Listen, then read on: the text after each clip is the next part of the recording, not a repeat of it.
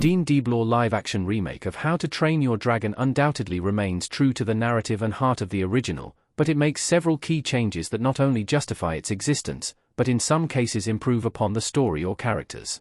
While the trailers pointed to the new movie being a shot-for-shot remake of the animated original, there were a number of additional or expanded scenes that gave it its own identity. Still, most of the details, including the costumes, types of dragons, and personality traits of the characters, remained intact. Even though it wasn't a 100% shot-for-shot remake of the beloved original, the new How to Train Your Dragon has been well received by audiences, and has even broken an important Rotten Tomatoes franchise record. In the lead-up to the movie's release, a common question was whether the live-action version was necessary to even produce, especially with the original movie's director returning and one of its voice actors, Gerard Butler, as Stoic. That question was undoubtedly answered by the subtle but important changes made in the remake. 7. Berk's Vikings are more diverse. There are warriors from across the world gathered in Berk. The warriors of Berk gathered on the Dragon Island. In the animated version of How to Train Your Dragon, the entire cast was depicted as Caucasian, justified by Berk's location, deep in Scandinavia in the heart of Viking territory. The live-action movie introduces far more diversity to the village of Berk, as a number of ethnicities are represented, highlighted in the scene in which Stoic tries to convince the entire village to go after the dragon nest one more time. On top of that, Astrid and Effishlegs are played by BIPOC actors, Nico Parker and Julian Dennison, respectively. The movie smartly explains that the village of Berk is composed of warriors from nationalities across the planet, as the most stubborn and daring would-be dragon killers from every culture that Vikings came into contact with gathered at Berk. It's a clever way to introduce real diversity into the movie's cast with a legitimate narrative justification. 6. Berk's backstory makes a ton more sense. The village's reason for existence is given. Hiccup, Mason Thames, on the Isle of Berk, pensively contemplating the landscape in How to Train Your Dragon, 2025.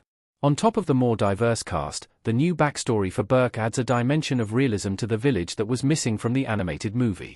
In the original movie, the reason given for Vikings remaining at Berk despite the constant threat of death and destruction is simply that they are stubborn.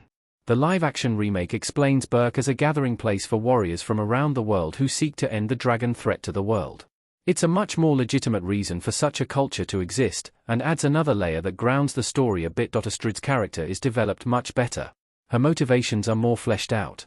While Astrid is fearless and determined in the original How to Train Your Dragon, the live-action remake makes her a much stronger overall character by further defining her motivations, ambitions, and a genuine internal struggle to overcome.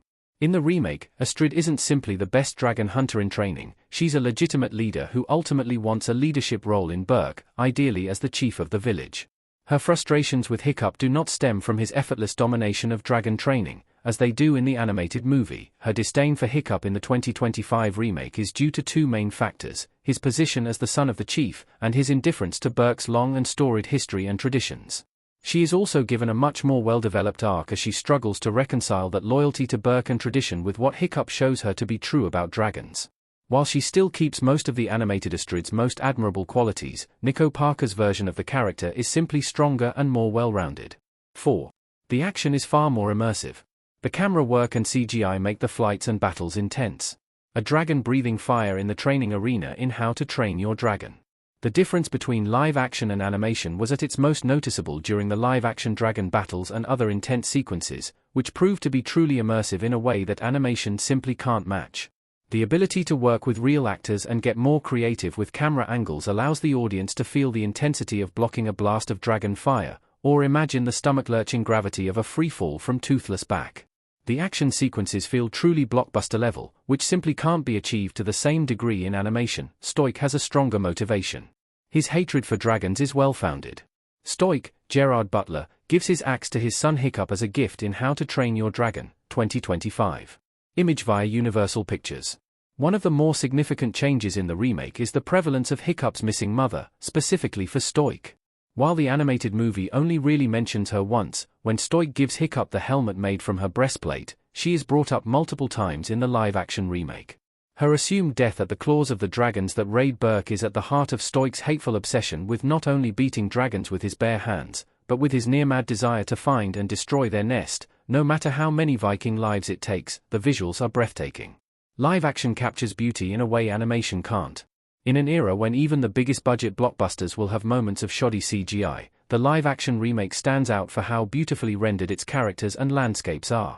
The dragons in particular are incredibly done, as the designs from the original movie are brought to life with impeccable detail, accenting the familiar designs with incredibly fine features that align with what a reptilian dragon's anatomy might actually look like.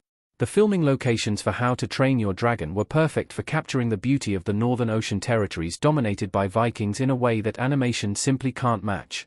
1. Snotlout's background makes his character better. He isn't an aimless bully in the new movie. Snotlout from the How to Train Your Dragon franchise. In the original How to Train Your Dragon, Snotlout, voiced by Jonah Hill, is the most overtly antagonistic young Viking of Hiccup's dragon training class. He doesn't seem to have any real reason to be mean to Hiccup aside from him being weaker and more eccentric, making him little more than a bully the entire time. The live-action remake makes him a much more sympathetic character, elaborating upon his arrogant attitude as a constant attempt to impress his father, who largely ignores him. In that way, he becomes a parallel to Hiccup, albeit in a different fashion.